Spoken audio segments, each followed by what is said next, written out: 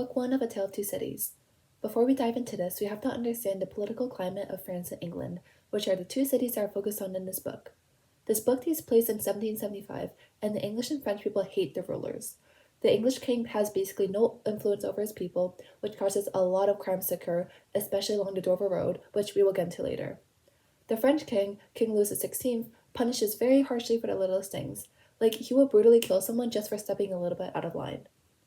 Okay, so the book basically starts in England in 1775. The first chapter is essentially Dickens going over the political background, which I just explained, so let's get to the second chapter. It's 1775, and a mail coach from London is heading over to Dover with passengers inside. Now you see, this is a Dover Road, which is a prime spot for criminals to rob and murder, so the people in the mail coach are suspicious of each other and their surroundings. But then another coach comes nearby, which the mail coach is obviously worried about, so the mail coach is about to throw hands until the other coach proves to be safe. In the other coach, there's a messenger named Jerry Cruncher who works at Tellson's bank. He has a message for Jarvis Lorry, who is in the mail coach. Cruncher tells Lorry to wait at Dover for Mamselle.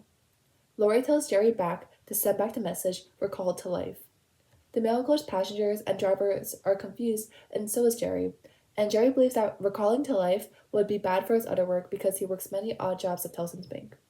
In Chapter 3, Jerry writes back and stops at a few pubs to have a drink. He keeps asking himself what recalled to life means, and says that it wouldn't suit his line of business. He's still thinking about it as he delivers a message to the night watchman's mailbox at Tellson's bank. Meanwhile, Laurie is sleeping in the mail coach and having a really weird dream.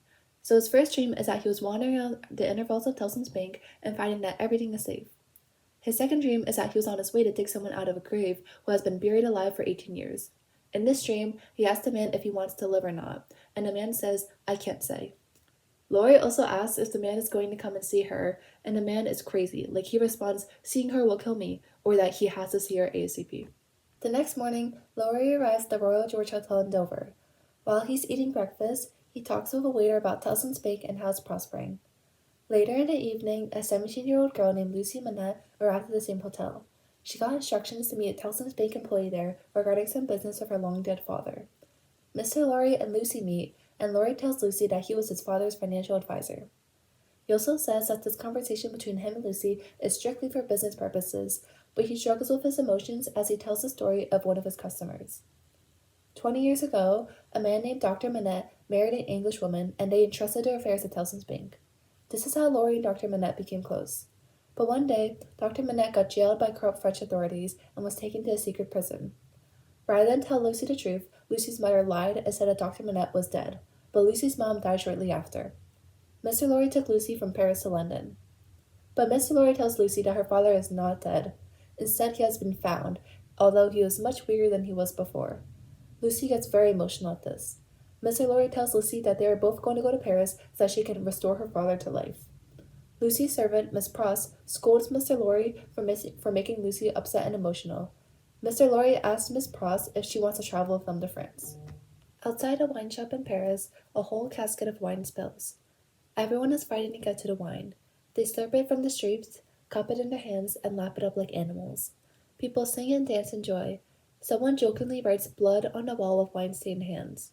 But when the wine is gone, everyone returns to their depressed states. The people are sad and beaten down by hunger. Monsieur Defarge, the owner of the wine shop, enters his store. Madame Defarge, his wife, is knitting in the shop. She silently tells him that Mr. Laurie and Lucy are in the shop also. Defarge ignores them. Instead, he complains about the condition of the people with 3 men named Jacks. Jacks is a code name used by revolutionaries in France.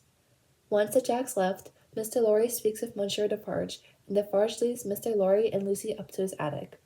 It's dark, and it was locked to ensure the safety of the person inside.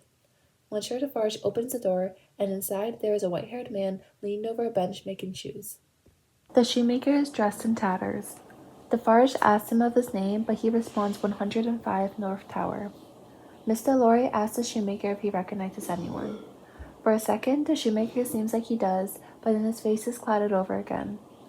Lucy approaches the shoemaker with tears in her eyes. The shoemaker asks who she is, but then notices her blonde hair, which is similar to a strand of his wife's hair kept in his necklace. Dr. Manette struggles to recognize his own daughter, but Lucy shows compassion and promises to him that his agony has ended. Mr. Laurie and Defarge are ready to leave but before they leave, Dr. Manette asks to bring along his shoemaking tools. Mr. Lorry asks if Dr. Manette wants to be recalled to life, but Manette says, "I can't say."